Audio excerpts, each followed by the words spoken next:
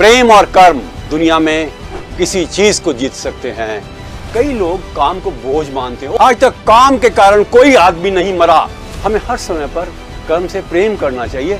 जो कर्म में व्यस्त रहते हैं वो कभी अस्त व्यस्त नहीं होते। भाग्यशाली हैं जिनको काम में काम रहा है।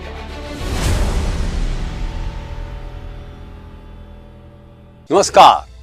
आज से कई साल पहले अमेरिका में एक 5 साल के बच्चे ने अपनी दादी अम्मा को एक चिट्ठी लिखी जो दूसरे शहर में रहती थी कि दादी अम्मा, मुझे कोई ऐसी बात बताओ जो जिंदगी भर मुझे काम आए, मुझे खुशी दे और बड़ा आदमी बनूं। दादी अम्मा ने छोटा सा एक वाक्य लिखा, मेरे प्रिय बेटे, love and work can conquer anything and everything. प्रेम और कर्म दुनिया में किसी चीज को जीत सकते हैं, सब कुछ जीत सकते हैं। कर्म से प्रेम करें और प्रेम के लिए कर्म करें। परिवार का पोषण, परिवार से प्रेम हम निश्चित रूप से कुछ साधनों के माध्यम से करते हैं और ये साधन आते हैं हमारे व्यवसाय से। अर्थात हमारा व्यवसाय गंगोत्री है और परिवार गंगा, दोनों पवित्र हैं। परंतु दुख तब होता है जबकि लोग कई बार काम को बोझ मानने लगते हैं। हिंदुस्तान में एक बड़े पॉपुलर वर्ड है वर्कलोड। पता है आपको बड़ी मजेदार बात कि सरकारी अधिकारी जब कोई नया पद ग्रहण करते हैं तो लिखते हैं कि आज मैंने इस पद का कार्यभार ग्रहण कर लिया। कार्य पहले से ही भार होगा तो कितना बुरा लगेगा। अंग्रेजी में लिखते हैं I have taken the charge. तो हिंदी में क्यों नहीं हम लिखते उत्तरदायित्व तो वहन कर लिया है।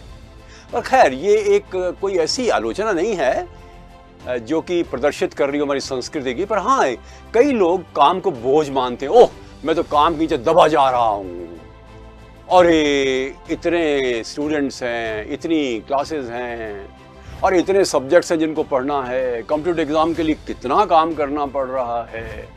और ये डॉक्टर कहता है कितने पेशेंट्स आते हैं हमारी सरकारी डिस्पेंसरी में। बहुत से ऐसे उदाहरण हैं जिसमें कि व्यक्ति काम के नीचे दब से जाते हैं, ऐसा महसूस करते हैं। आज तक काम के कारण कोई आदमी नहीं मरा। Nobody has ever died because of overwork। हाँ, ध्यान ना रखो अपना, काम को बोझ मानो, तनाव होगा तो बात अलग है, बीमारी आ सकती है। पर हम इसी बीमारी से दूर रहना है ना।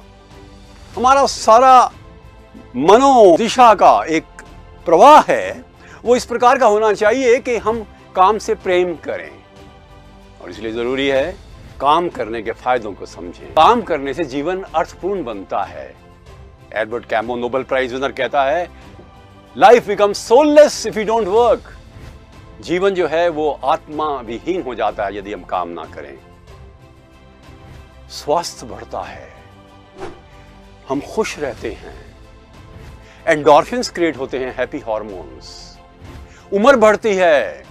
पता है महिलाओं की उम्र ज्यादा क्यों होती है? वो कभी रिटायर ही नहीं होती, काम करती रहती हैं। और पुरुष भी जो काम करते रहते हैं वो भी लंबी उम्र पाते हैं। जैसे जापान में आपने देखा होगा इकिगाई की किताब के माध्यम से परिवार में एक आनंद सा आता है।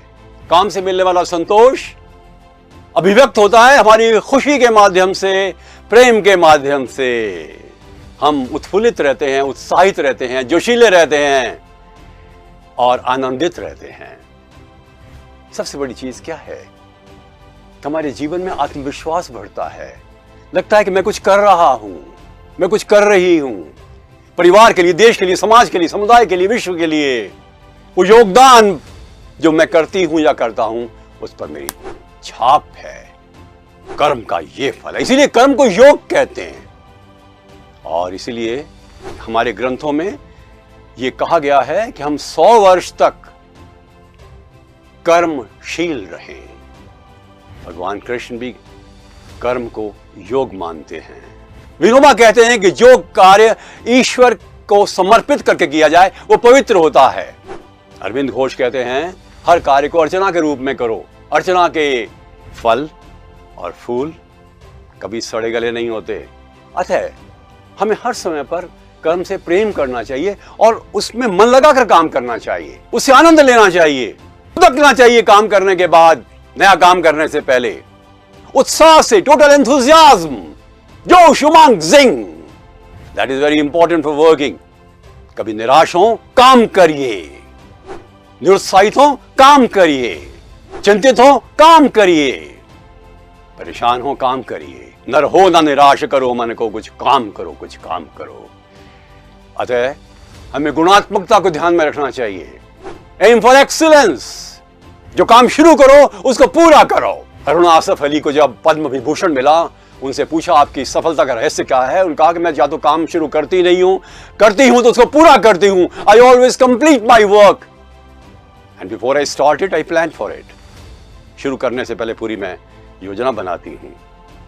अरे मेरे प्रिय साथियों, ध्यान रखिए, वो भाग्यशाली हैं जिनको काम मिला हुआ है। अरे ईश्वर से सुख की कामना मत करो, कर्म की कामना करो। जो कर्म में व्यस्त रहते हैं वो कभी अस्त व्यस्त नहीं होते। हमें जीवन में हर समय कर्मशील और कर्मयोगी बनना होगा, और फिर देखिए इस जीवन का पूर्ण अर्थ समझ में आएगा और हम ईश्वर को धन्यवाद देते हुए आगे बढ़ते जाएंगे निरंतर, हर समय। नमस्कार।